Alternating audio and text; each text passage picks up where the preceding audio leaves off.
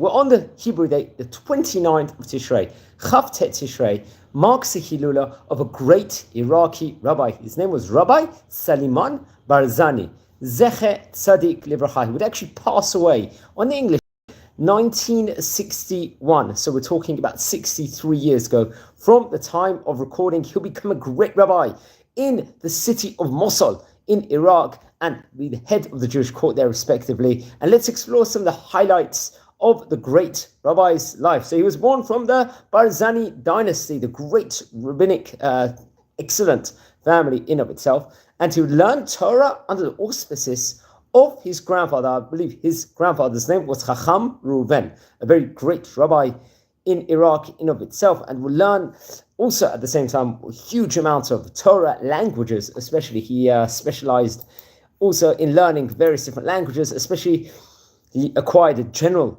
education himself, an encompassment of a great education. He would also study along coupling with a Turkish language, an Arabic language, from various different private tutors, while he had a very, very strong Torah education in of itself. It's actually interesting. I believe he was about 18 years of age. He was sent to learn in a famous yeshiva in Iraq, Medrash Bet Zilka. We've spoken about this place on various occasions. It was based in Baghdad. We spoke about it, especially at the time of the Ben Ish Chai video. We did Chacham Yosef Chaim and Rabbi Abdallah Somech when we spoke about those great rabbis in separate videos. And he would learn there, I believe, for a 2-year period under the auspices of another great rabbi, Rabbi Yaakov Mutsafi, another great rabbi we've covered in this series. He himself happened to be the head of the Jewish court of the Sephardic congregation in Jerusalem at a later stage. And afterwards, he received a rabbinic ordination, and he was a qualified shochet, also a kosher slaughterer. I think through the auspices it was received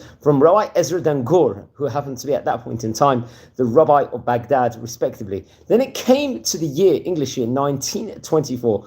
He was chosen to become the Chacham Bashi, let's say the chief rabbi, which is a very prominent position of Mosול in of itself. Now, Mosól is an area in Iraq, which I believe is the second largest city in of itself, if I'm not mistaken. Also popularly known in the Hebrew terminology, it could have been the Nineveh area, which very much we've spoken about during the Jonah story. I'm not too sure exactly the dynamics of that, but it's reported just over here. So he would also part of the northern territories of Iraq. He was a chief rabbi over there, very, very prominent position. And he was nicknamed, I believe, by many of the Jewish residents over there as the El Chacham. And I would believe he would actually serve in this position for a staggering 26-year period, I think until the year 1951.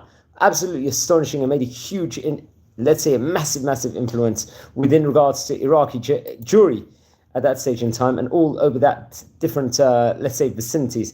He was reported over, he owned a small shop in that specific area itself and made a living actually from the shop. So much of the work he did, I believe, he didn't receive a salary for. It was done absolutely phenomenal from the goodness of his heart.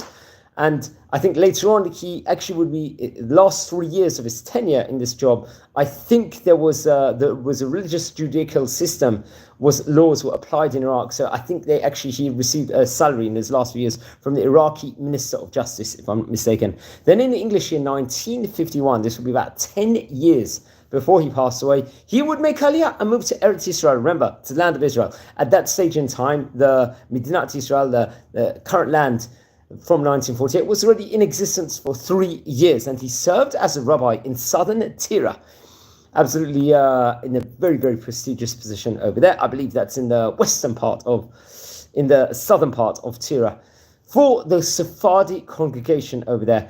And many people that came actually from the Mosól region in Iraq would actually come to dwell there. He passed away on Chav Tet Tishrei, the 29th of Tishrei, in English year 1961, I think in Tirat Carmel, if I'm not mistaken.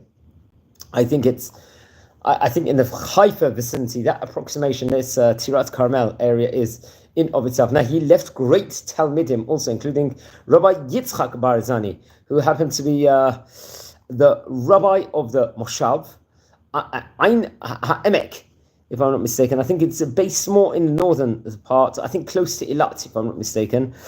And he himself would become also the head city rabbi of Arbil in Kurdistan, very, very, and also had a prominent position in Iraq, if I'm not mistaken. Another one of his Talmidim was Rabbi Shabtai Ben Chaim. I think he became Av Bet Din in Iraq, head of Jewish court over there, and he was a rabbi of the Moshav, Menucha, Ha'atzot, Ha'azrot Lachish, if I'm not mistaken. Very prominent positions he had in of itself. So please don't forget to light candles in his memory. A really, really great rabbi. It's his Hilula here today, Chavtet Tishrei, as we're coming towards culmination of this month of Tishrei, and we're entering the month of Cheshvan in due course. So please follow the channel. We have covered already, friends, about 460 rabbis. Please subscribe to the channel if you haven't already. Please like the videos, share the videos, and we're a community here. We're learning the greatness of the famous rabbanim of yesteryear. So wishing you all well. Rabbi Saliman Barzani, Dayan, the great Dayan. Have a great day.